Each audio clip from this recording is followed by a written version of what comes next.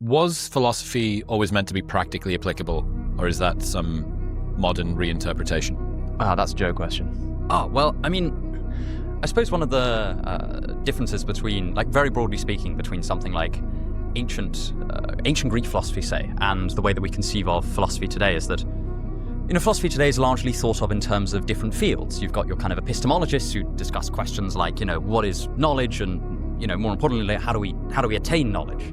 What are the kinds of systems and processes that produce reliable knowledge, that kind of stuff. And then there are kind of ethicists talking about, what is the good life?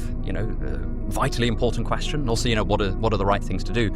And then you've got kind of logicians talking about, you do a lot of proofs and try to often model ordinary things using formal mathematical or at least semi-mathematical systems. You've got philosophers of language, philosophers of science, but certainly in the ancient world, these weren't as differentiated certainly as they are today. And so, Aristotle wrote different treatises on these different topics, but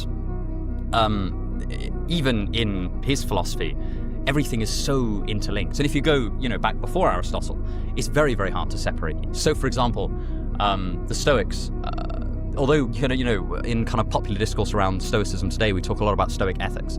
The Stoics thought that their ethics fell out of their metaphysics and their logic, which was their word for what we would call today things like logic and epistemology. And so I think that's one major difference. In terms of practicality, I mean, a lot of ancient philosophy is incredibly practical. These are, especially, the one of the paramount questions that's asked by almost every ancient philosopher is, how to live a good life. The first philosopher